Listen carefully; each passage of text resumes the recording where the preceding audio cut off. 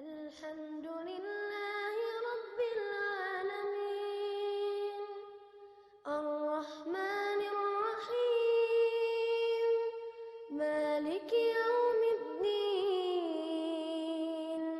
Iyyaka na'budu wa iyyaka nasta'in Ihdinas siratal mustaqim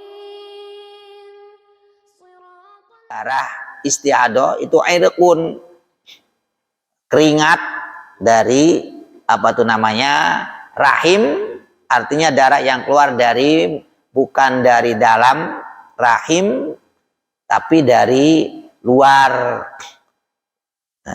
dari mulutnya, yang kalau orang mulut di atas kan sariawan gitu. Nah itu walaysat bil haidah, oleh karena itu bukan haid, bukan darah haid.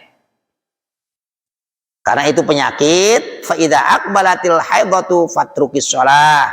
Kalau memang haid itu datang, ya maka tinggalkan sholat kamu. Tapi fa idza dzahaba qadruha faksiri, kalau sudah suci, kira-kiranya sudah suci, maka faksiri, basuhlah darah darimu dan mandi, kemudian sholat. Itu kalau haid. Tapi kalau itu adalah bukan haid, katakanlah itu tadi istihadah, darah penyakit, maka ya dicuci dan sholat. Itu. Jadi makanya di sini banyak bukan mandi aja ya, faksili, basuh. Ya. Ini kalau haid berarti harus mandi. Kalau istihadah tidak perlu mandi, cukup dibasuh darahnya kemudian sholat. Bagaimana? Jadi kan takut keluar, ya tentu saja tunggu kalau sholatnya itu, kalau kira-kiranya nggak keluar. Kan nggak keluar terus-terusan, kecuali kalau keluarnya terus-terusan, ya.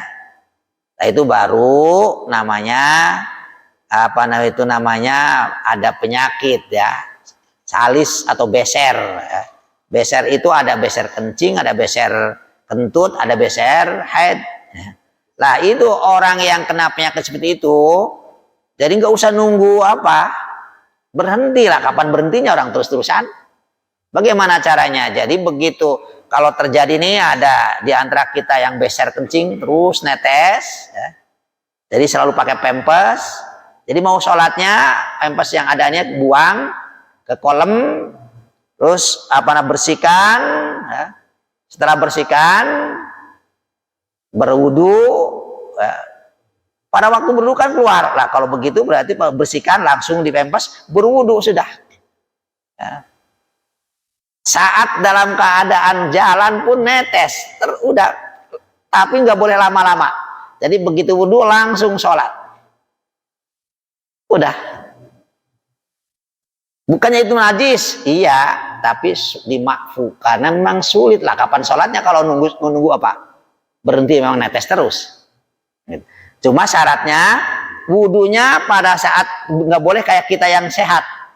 Misalkan nih tadi mau subuh jam 3, jam tengah 3, jam setengah 4 udah wudu, sholat tahajud, baca Al-Quran sampai subuh nggak wudu lagi, nggak batal, itu nggak apa-apa. Tapi kalau orang yang punya seperti tadi nggak boleh. Jadi syaratnya harus sudah masuk subuh. Ya. Kalau pengen berjamaah, nunggu begitu qomat, jangan nunggu di sini sebelum. Jadi nunggu qomat, barulah wudu langsung ikut. Itu caranya. Terus itu masih keluar tuh dalam sholat juga nggak apa-apa. Karena kalau nunggu berhenti kapan? Nggak sholat nanti.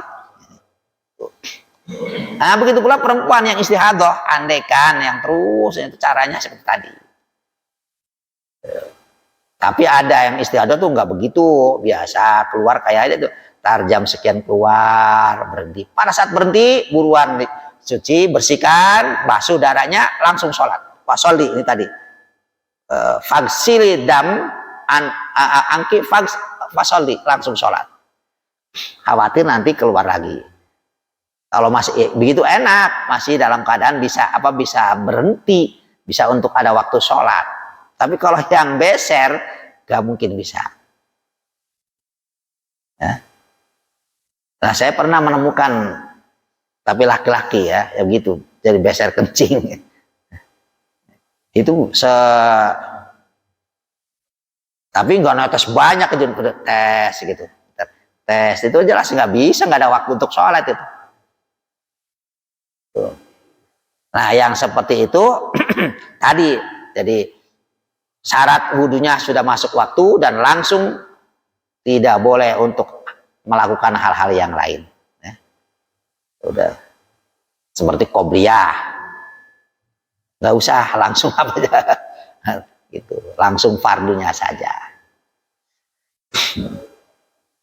Ini kembali itu kalau nanti ada masalah seperti tadi, ini dijawab oleh Imam Malik ya. Dari apa? Dari Rasulullah. Hadis. Jadi perlu ketahui di dalam kitab Madzhabul Arba'ah,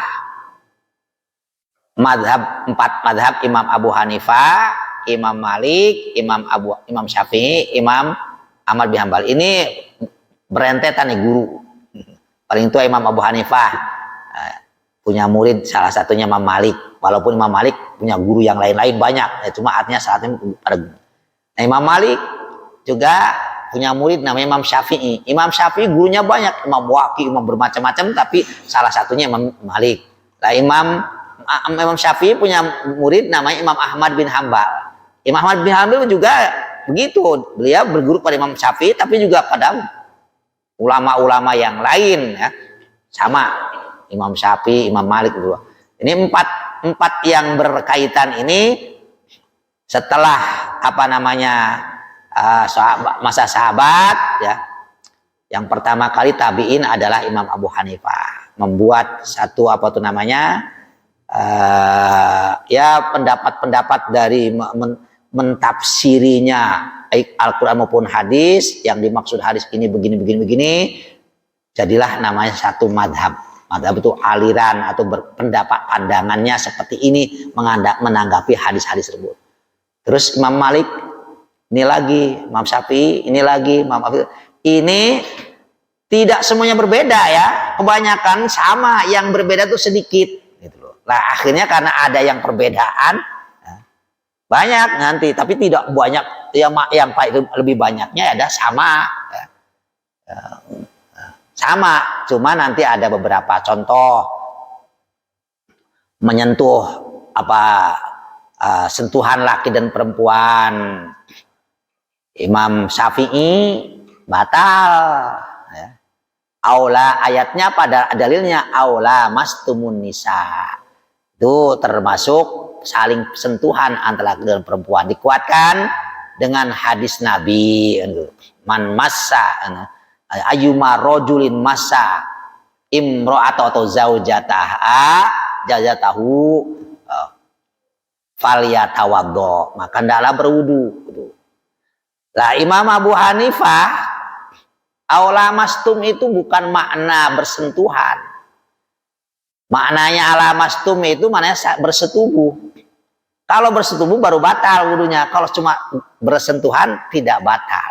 Itu baru perbedaan dari situ. Atau yang lain-lainnya ya sama, sholatnya itu semuanya sama, lebih banyak persamaannya.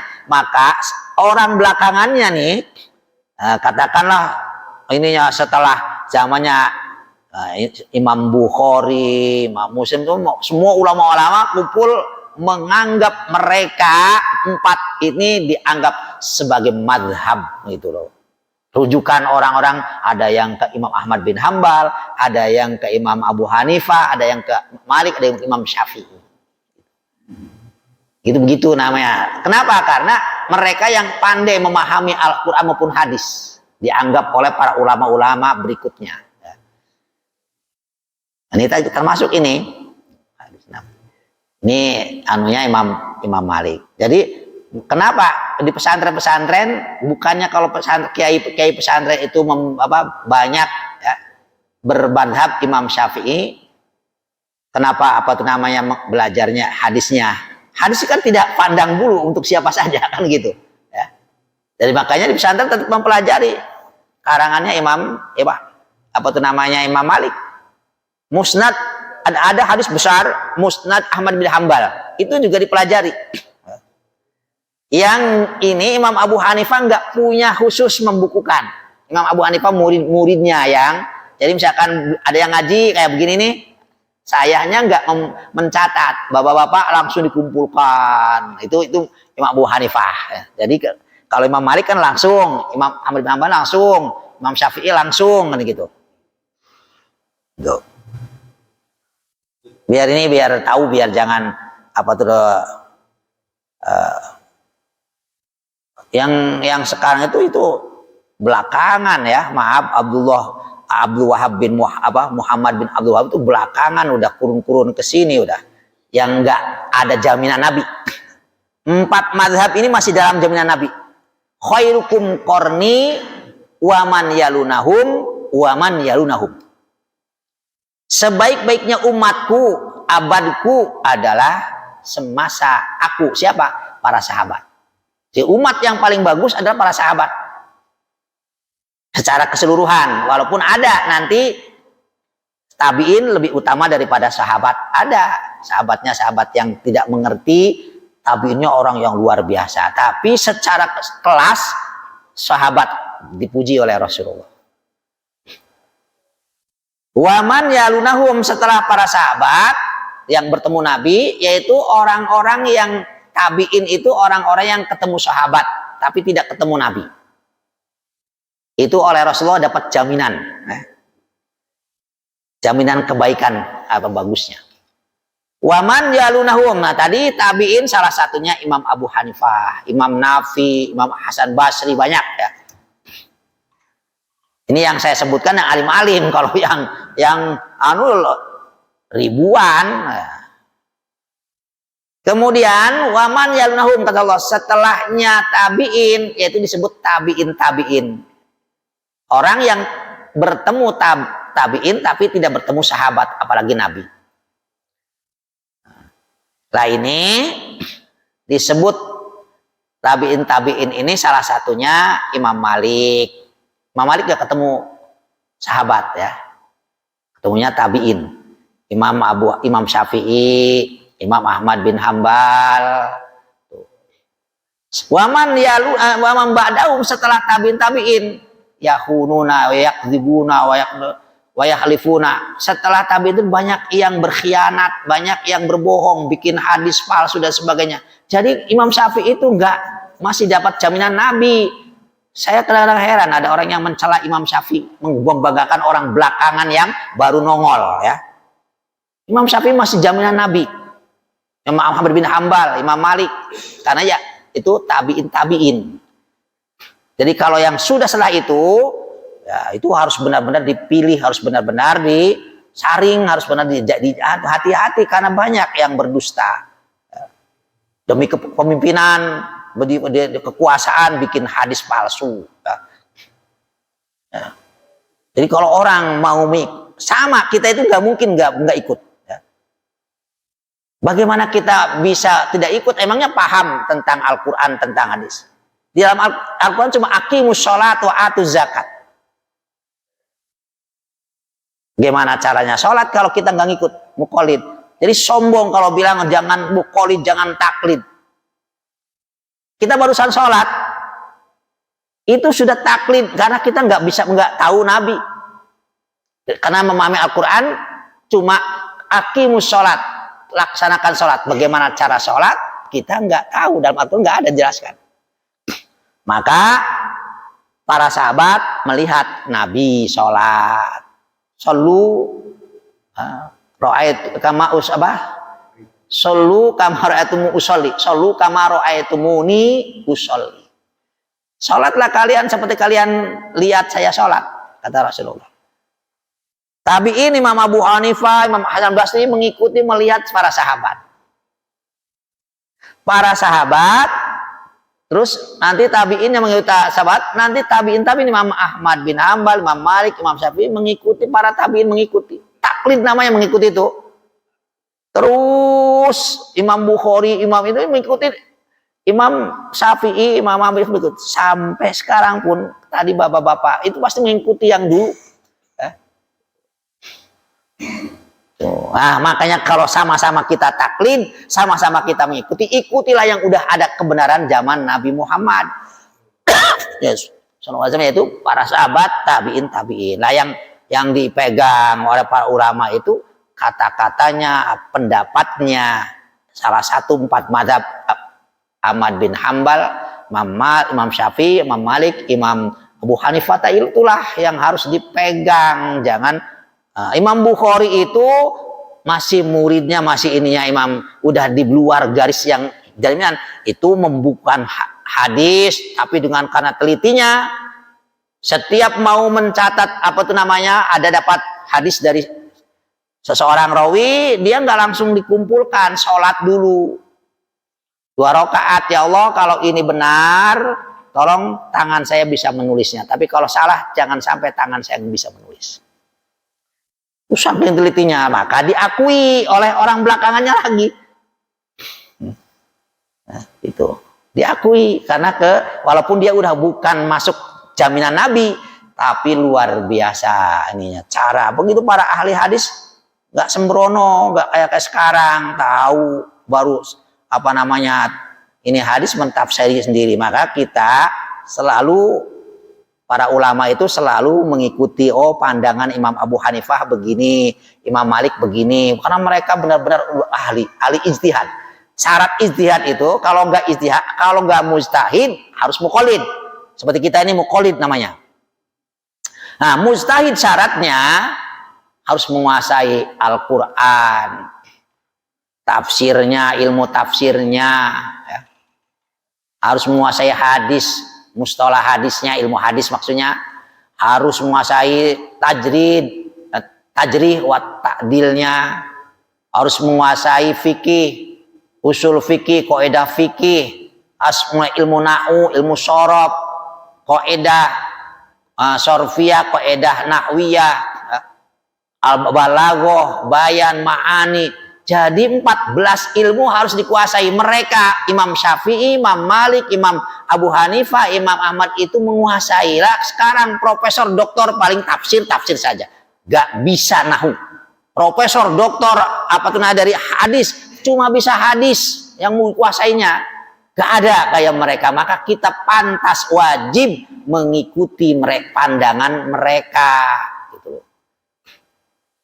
Ini salah satunya adalah Imam Malik. Nah, makanya itu harus terus mengikuti itu harus salah satunya, jangan semuanya di ini. Kalau gitukin madhab Syafi'i ya Syafi'i, kalau Imam Malik, kalau Abu Hanifah, Ahmad. Kenapa? Silakan bapak-bapak anaknya disekolahkan pelajaran matematik di SMA 1 misalkan, bahasa Inggris di SMA 2 misalkan nih, bahasa Indonesia di SMA 3, kimia di SMA 4. Kira-kira nanti ujian di mana yang menerima? Nggak ada. Ini murid siapa kan gitu? Ya harus nanti akan, kenapa? Karena ada jadawil syariat itu. Syariat itu dari mulai Nabi pada sahabat pada tabiin pada tabiin terus sampai ke situ ada jadawil tuh. Sungai-sungai ataupun ini yang disebutnya kan mengalir, ibarat air itu. Ilmu kan sama diibaratkan air, mengalir semua. Nah ini mana kalau ya harus salah satunya, walaupun nanti menghargai. Ya, ini saya walaupun saya bermadhab Syafi'i, tapi saya menghargai Imam Malik karena saya dibaca. Begitu pula kiai-kiai yang lain banyak. Ya. Kalau nggak menghargai nggak mau baca. Gitu. Kenapa? Karena ini hadis dari Nabi sama. Cuma yang itu kan adalah Imam Malik. Apalagi Imam Malik gurunya Imam Syafi'i, itu loh. Tapi dalam beberapa hadis beda pendapat. Nah, contoh berjamaah. Berjamaah itu kalau Imam Abu Hanifah wajib fardu ain, bukan maksudnya fardu ain. Artinya fardu ain kalau setiap orang wajib berjamaah. Dengan hadis bahwa Rasulullah bermaksud mengumpulkan itu Ayu Bakar la ayat jami'a apa tuh nah al-hatab, terus sholat yang tidak berjamaah bakar rumahnya. Diambil tuh Imam Abu Hanifah tuh. Imam Malik fardu kifayah jamaah itu. Jadi kalau di blok S nggak ada yang jamaah sama sekali, dosa satu blok S. Kalau ada berdua saja sudah cukup menggugurkan yang lain, tidak dosa. Imam Syafi'i sunnah muakkad, sunnah tapi yang sangat dikuatkan dengan hadis sholatul jamaah tafdulu ala sholatil fard. Sholat berjamaah itu melebihi sholat sendirian bisab'in wa isrina darajah wa filiyatin bi khamsin wa isrina darajah. Dipakai ambil hadis itu oleh Imam Syafi'i, sunnah muakkad. Tapi maaf ya, makanya karena sunnah muakkad apa itu namanya itu seakan-akan kadang-kadang banyak yang meremehkan karena nggak wajib. Imam Ahmad itu ada dua riwayat ini. Riwayat pertama Imam Ahmad mengikuti mazhab gurunya Imam Syafi'i, sunnah muakkad. Tapi riwayat yang lain Imam Ahmad bin Hambal mengikuti pendapatnya Imam Malik, kakek gurunya, artinya gurunya Imam Syafi'i, gurunya gitu. Jadi apa? Ada fardu kifayah, ada yang apa namanya sunnah muakkad. Kalau pengen belajar itu ada namanya Madzhabul Arba'ah, ada Mizanul Kubro. Tapi saya nggak diajarkan kalau sama orang-orang yang awam. Saya ngajarnya ustadz-ustadz di Jakarta itu. Ya. Itu baru biar apa? Biar jadi ustadz itu jangan kaku, gitu loh. Begitu udah perdebatan begitu, udah orang lain dianggapnya salah. Saya bilang diajarin tuh. Ustadz Ajiyah, Ustadz Munawir, semuanya ustadz-ustadz di Jakarta maupun di Asidikia dulu saya mengajarkan Madzhabul Arba'ah. Kalau sekarang ada di perguruan tinggi udah di apa namanya jurusan perbandingan madhab gitu. Tapi kadang-kadang mereka belajar di perguruan tinggi itu nggak bacanya nggak pada bisa baca kitab kayak begini nih, apalagi yang kosong. Jarak ya ada yang dari pesantren boleh. Nah ini jadi kembali orang yang biasanya mengaku merasa dirinya paling benar karena kurang bacanya gitu. Sedikit ya dari tadi, dalam segala hal nanti fikih itu berbeda.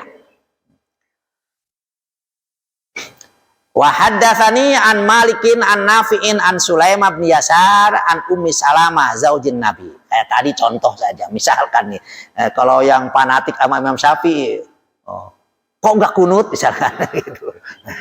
Tadi kan saya nggak kunut, lupa. Tapi ya udah orang namanya. Kalau yang biasa nggak kunut, nggak mungkin lupanya kunut. Misalnya ada yang biasa nggak kunut, tiba-tiba kunut, itu nggak mungkin lupa, itu sengaja pasti. Tapi kalau yang namanya biasa kunut, nggak kunut berarti lupa, gitu loh. Gitu. Kan nggak batal. Ini kalau yang fanatik, waduh ngomong itu di belakang, gimana sih itu, kan gitu. Orang nggak kunut padahal itu aneh. Ya kunut kan sunnah. Imam Syafi'i itu sunnah, tidak wajib, tidak menganggap wajib. Jadi kalau kunut ya nggak apa-apa, dapat pahala. Kalau enggak ya enggak. Terus di dalam itu sunnah. Kalau nggak kunut sujud sahwi kan gitu. Kalau nggak kunut sujud sahwi disunatkan. Itu kalau saya di pesantren ngimaminnya. Orang khusus madhab Syafi'i semua. Di sini kan ada juga yang bukan Syafi'i. Jadi ya udahlah nggak usah sujud sahwi. Itu kalau bijak begitu. Kalau nanti udah nggak kunut kok tiba-tiba sujud lagi. Gitu. Sujud sahwinya juga sunnah, nggak wajib gitu loh. Ini barangkali ada yang ngedumel di belakang tadi. Tadi saya lupa. Ya udah orang nggak wajib nggak apa, sah tanpa kunut juga. Tuh biar tahu pendapat dong. Tapi saya yakin seneng tuh yang nggak pernah. Alhamdulillah pakai nggak kunut gitu. Nah kembali wa haddatsani an Malikin an Nafi'in an Sulaiman bin Yasar an Ummi Salamah zaujin Nabi sallallahu alaihi wasallam annam ra'atan kanat turaqud dima fi ahdi Rasulillah sallallahu alaihi wasallam fastaftat laha Ummu Salamah Rasulullah sallallahu alaihi wasallam faqala litanzur ila adadil layali wal ayyam allati kanat tahiduhunna minasyahri qabla ayyusibaha alladhi asabaha fala tuqis shalah qadara dzalika minasyahri. Jadi ada hadis Imam Yahya meriwayatkan hadis dari Imam Malik dari Imam Nafi dari Sulaiman bin Yasar. Sulaiman bin Yasar dari Ummi Salamah istrinya Nabi. Nah, istrinya Nabi berkata begini, bahwa ada seorang perempuan dia mengalirkan darah terus ya pada zaman Rasulullah Shallallahu Alaihi Wasallam. Fastaftat laha Ummu Salamah. Ummu Salamah karena si perempuan tadi datang pada Ummu Salamah, dia nggak langsung pada Nabi. Kemudian Ummu Salamah sebagai istri bertanya, minta fatwa pada Rasulullah. Bagaimana tuh perempuan yang seperti itu, wahai Rasul? Kata Rasulullah, apa jawabannya Rasul? Litandur, kamu hendaklah melihat ya, atau dia si perempuan tadi suruh melihat jumlah malam dan harinya. Allati kanat tahiduna minasyari, yang udah biasa dia haid setiap bulannya. Suruh tanya dia kalau haid setiap bulan berapa hari gitu maksudnya. Apa 6 hari atau 7 hari atau berapa? Qabla ayyusibah alladzi asaba, sebelum terjadi seperti sekarang yang apa namanya itu enggak teratur, darahnya terus mengalir. Tuh. Faltat trukis sholat qadra dzalika minasyahri. Fa idza khalafat dzalika faltaktasil tsumma litastaqir bi tsaubin tsumma litusolli. Jadi kalau tadinya biasanya tanggal 1 sampai tanggal 7. Udah rutin tuh. Misalkan ini contoh. Tiba-tiba nggak tahu karena sesuatu beberapa tahun berikutnya haidnya itu terus-terusan, nah, nggak teratur, istihadah namanya penyakit. Maka kata Rasulullah, lihat dia biasanya berapa hari? Oh 7 hari, ya udah. Jadi kalau nanti sudah 7 hari, kebiasaan dari tanggal 1 ke 10, anggap itu haid. Sisanya adalah dianggap bukan haid, berarti mandi dan sholat. Tapi pada saat yang tadi tinggalkan sholat karena dianggap lagi haid. Nah, kalau sekarang haidnya dari 1 tadinya 7 hari tiba-tiba dari 1 sampai 15 hari, maka itu masih dihitung haid. Kalau tadi kan dianggap haid, ntar haid. Ya udah 15 hari haid, 15 hari cuci. Boleh juga kalau haidnya nanti tanggal 1 beberapa hari keluar, ntar berhenti, ntar tanggal ini 15 keluar. Kan susah. Tadi kan enak kalau 11 hari, 15 hari. Ini nggak bisa karena paling banyaknya haid 15 hari, paling sedikitnya sehari semalam. Kalau keluarnya kurang dari sehari semalam berarti itu namanya istihadah, penyakit. Kalau lebih daripada 15 namanya istihadah. Yang 15 hari masih dianggap haid. Sekarang 2 hari keluar, berhenti 5 hari, ntar 6 hari keluar, berhenti 3 hari, namanya nggak teratur tuh. Maka boleh mengambil yang tadi nih, yang biasa dari biasanya sebelumnya, yang sisanya suci 7 hari udah. Boleh juga mengambil 15 hari haid, 15 hari suci walaupun keluar itu istihadah, penyakit. Boleh juga setiap lagi suci langsung mandi, berhenti mandi sholat, keluar lagi berarti udah nggak sholat lagi, berhenti suci sholat, begitu sesuai dengan keluar dan tidaknya itu boleh juga diambil. Jadi boleh mengambil cara 4 cara tadi. Kalau yang bagi istihadah yang susah ngaturnya ya. Nah, ini kembali ini tadi ya.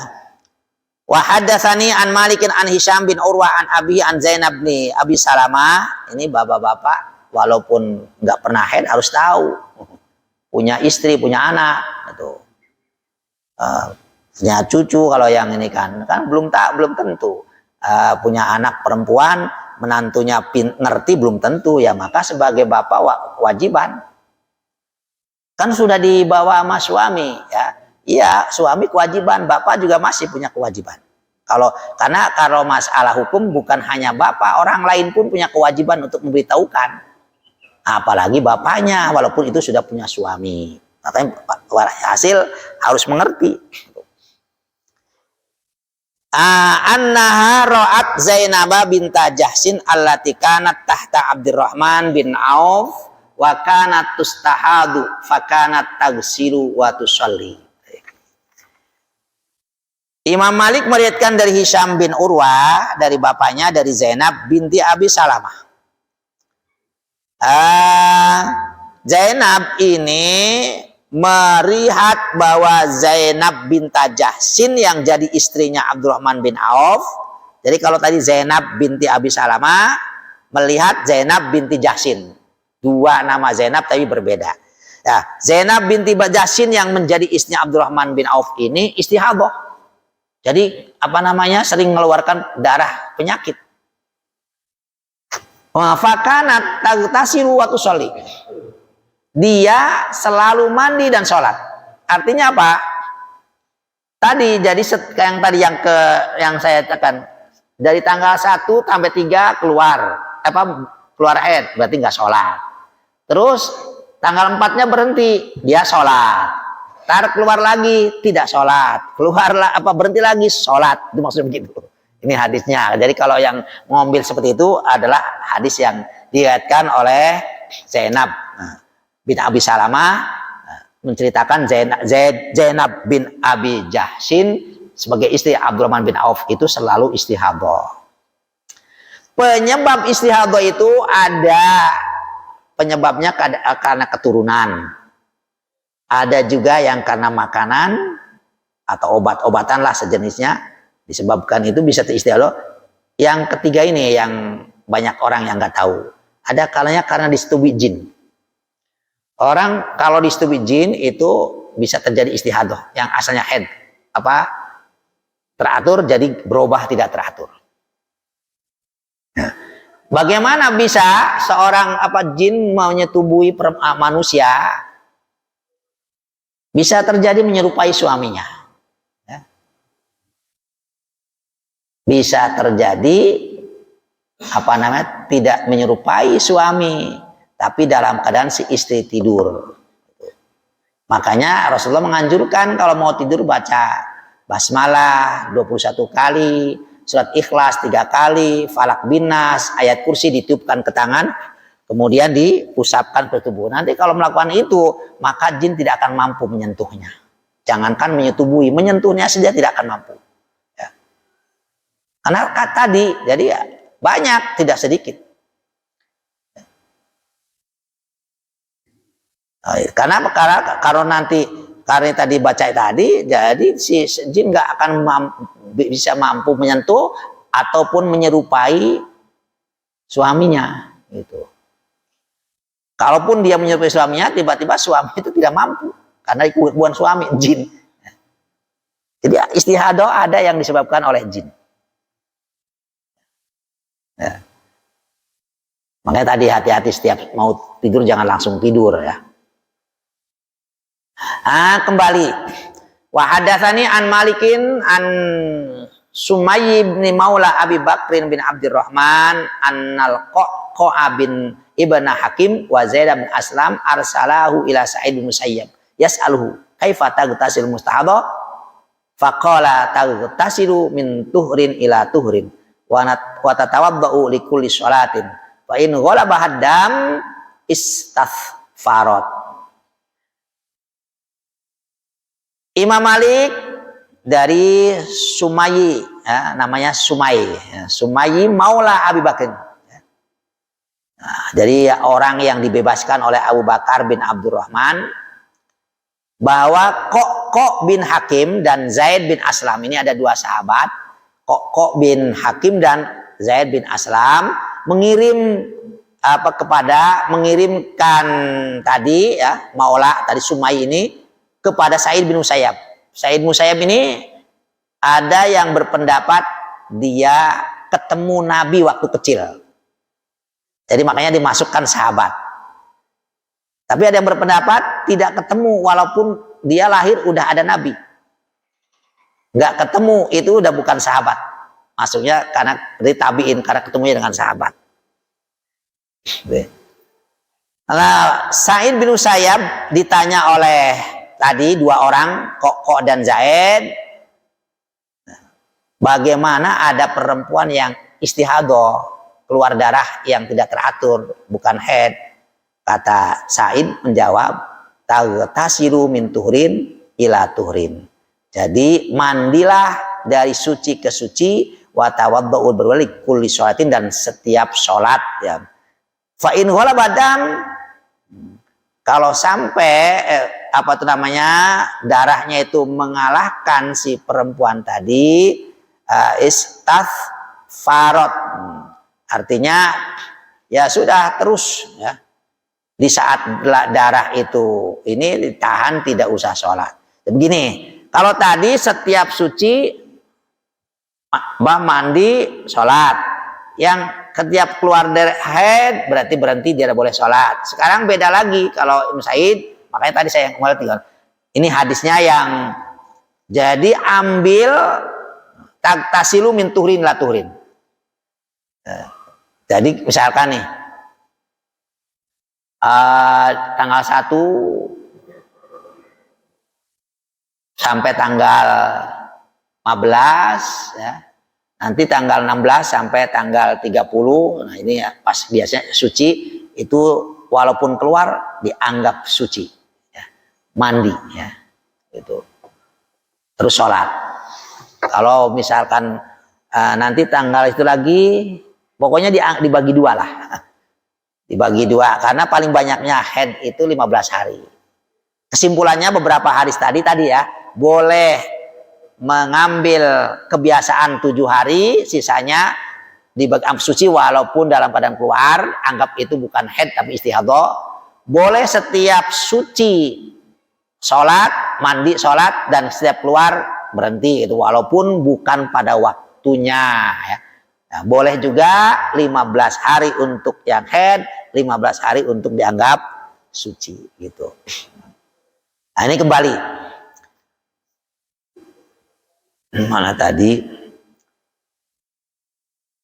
Wa hadatsani an Malikin an Hisham bin Urwa an Abi annahu qala laisa 'alal musta'adha illa an tagtasila ghuslan wahidan thumma tatawaddau ba'da dzalik li kulli sholatin. Qala Yahya qala Malika al-amru indana anal musta'adha idza shalat anna li zawjiha ayusibaha wa kadzalika nufasa idza balagat aqsa ma yumsikan nisa adam fa in ra'at idam ba'da dzalik fa inna yusibuha zawjaha wa innama hiya bimanzilatil mustahadhah. Lah ini tadi kan kaitannya dengan sholat. Bagaimana nih kalau ada perempuan yang istihadah itu yang bagi suaminya, kan suaminya perlu. Nah suaminya bagaimana? Kan di saat-saat haid kan nggak boleh. Yas'alunaka anil mahid dalam Al-Quran tuh.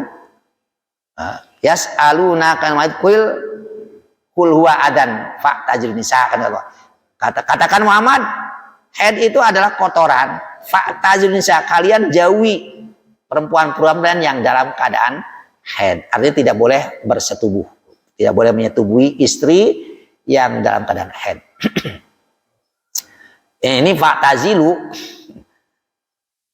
ada yang mentafsiri menyingkir, jadi nggak boleh apa.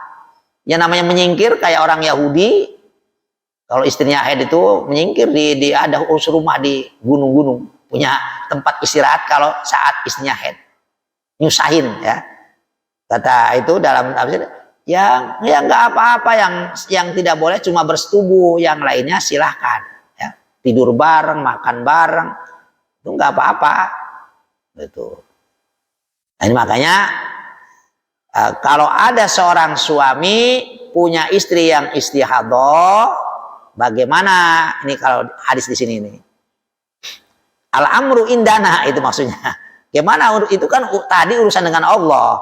Kalau urusan dengan kami, kata si sahabat nih, punya istri yang begitu, dijawab idza sholat an-nazaya yusibah. Kalau dia udah sholat, berarti artinya dia mandi nih. Berarti sholat. Berarti boleh tuh menyetubui. Kalau istrinya udah sholat, berarti sudah boleh diajak ke tempat tidur.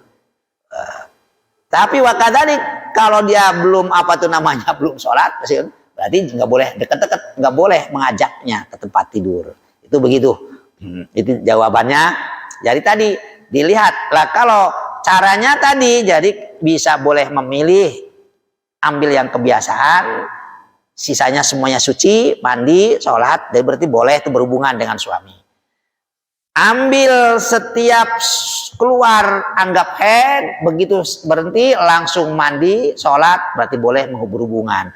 Nanti keluar lagi nggak boleh lagi, begitu suci lagi boleh begitu ya.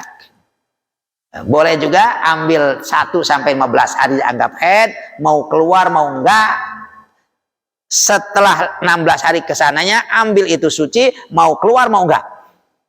Jadi kalau keluar tinggal dibasuh, nggak perlu mandi. Dibasuh, dibersihkan. Tapi kalau haid kan harus mandi. Kalau istihadhah cukup dibasuh saja. Nah ini tadi wa inna ma hiya bimasil mustahadhah, karena tadi dianggap istihadhah. Dalam hadis lagi qala qala Malik al-amru indana fil mustahadhah ala hadis Ibnu Hisham bin Urwah an Abi wa huwa ahabbu ma sami'tu ilayya fi dzalik. Jadi kata Imam Malik, hadis yang dari Hisham tadi itu yang paling aku cintai, yang aku dengar. Kenapa? Karena ini tadi tidak merepot atau menyenangkan suami lah. Karena menyenangkan suami. Jadi begitu dia saat dia sudah berhenti atau mandilah, dan mandi sholat karena dianggapnya itu sudah suci, maka bisa boleh berhubungan sebagai suami istri. Kata Imam Malik seperti tadi. Babu ma ja'a, kalau pengen lebih luas tentang ini belajarnya di dalam kitab fikih. Hadis itu cuma bahan ya, diolah oleh ulama-ulama ahli fikih, nanti berbeda pendapat banyak sekali. Dari sumbernya hadis-hadis dan Al-Quran, maka terbentuklah ilmu yang namanya ilmu fikih. Itu membahas tentang hukum-hukum, baik itu ubudiyah, ibadah, ataupun masalah munakahat, pernikahan, atau mana al-bai' ya, jual beli itu, dan lain sebagainya. Ma jaa fi baulis sobi. Bab ini mau merangkan apa yang datang pada air kencing anak kecil laki-laki. Hadatsani Yahya an Malikin an Hishamin. Jadi ninya itu siapa ini? Menceritakan padaku itu, makanya di sini apa yang membukukannya itu adalah Imam Suyuti ya. Imam Jalaluddin Asyuti, dia meriwayatkan dari Yahya, atau Imam Yahya meriwayatkan kepadaku, yaitu Imam Asyuti ya. Imam Suyutinya Imam Yahyanya dari Imam Malik, Imam Maliknya dari Hisham bin Urwah. Hishamnya dari bapaknya berarti Urwah. Urwahnya dari Siti Aisyah, istri Zaudin Nabi sallallahu alaihi wasallam, anna qalat. Siti Aisyah berkata, utia Rasulullah sallallahu alaihi wasallam bisobin. Rasulullah didatangkan anak kecil laki-laki. Fabala ala thobi. Bagi-lagi di pangku, kencing tuh siapa? Si anak kecil tadi di pangkuan Nabi.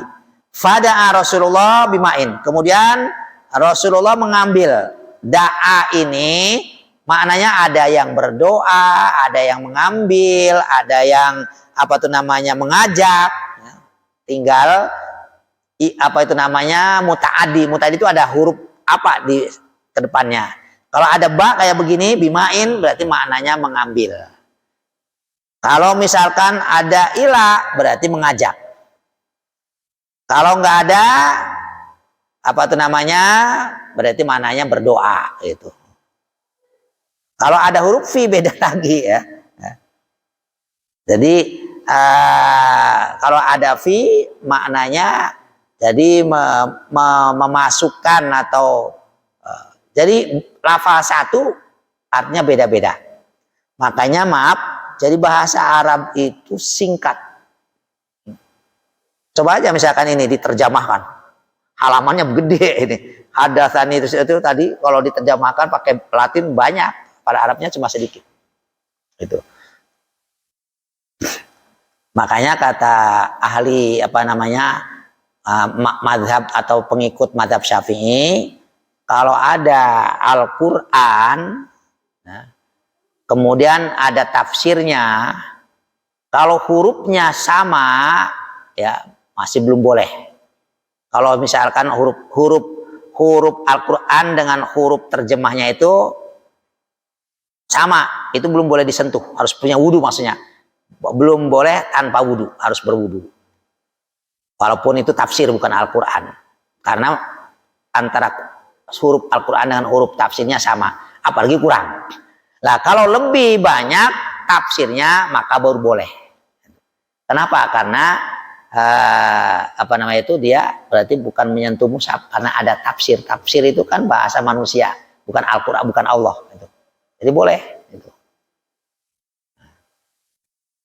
Tapi ada juga yang lebih banyak bahasa Arabnya, Al-Qurannya maksudnya. Kalau ini kan hadis bukan. Kalau hadis nggak pakai wudhu juga boleh.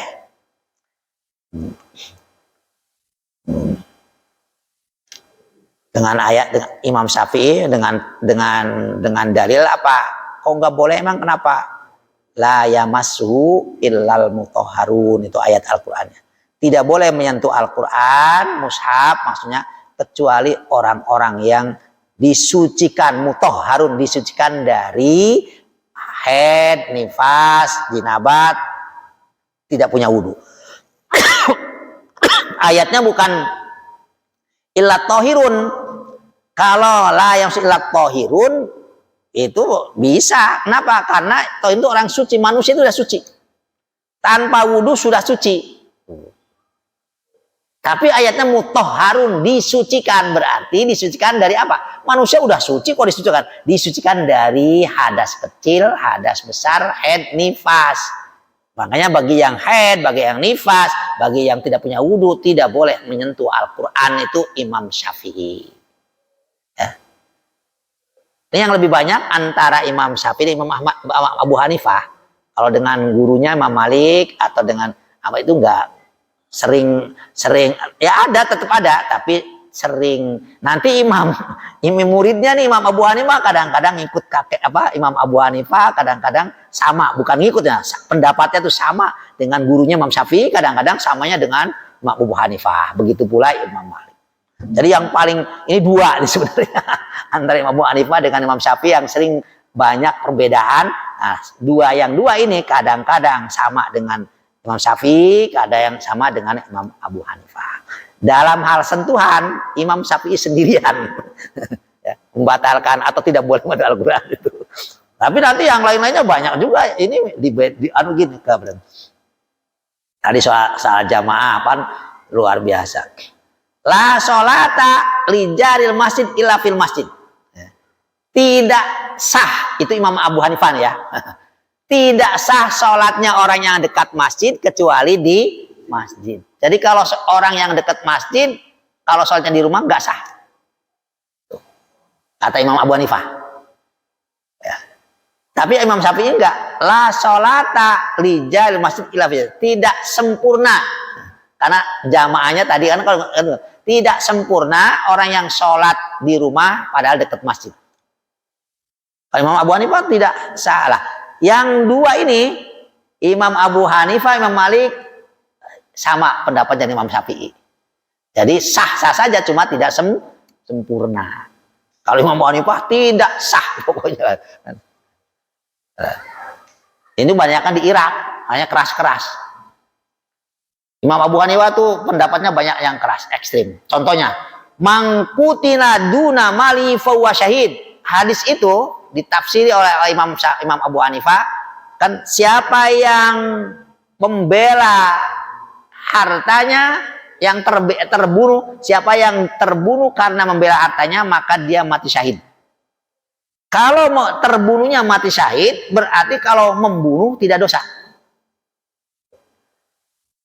Nah, Imam Abu Hanifah, kalau ada orang jelas-jelas mengancam bawa golok atau sudah ini, jangan nunggu bunuh duluan. Gak apa-apa, gak dosa. Orang dia jelas mau membunuh kita.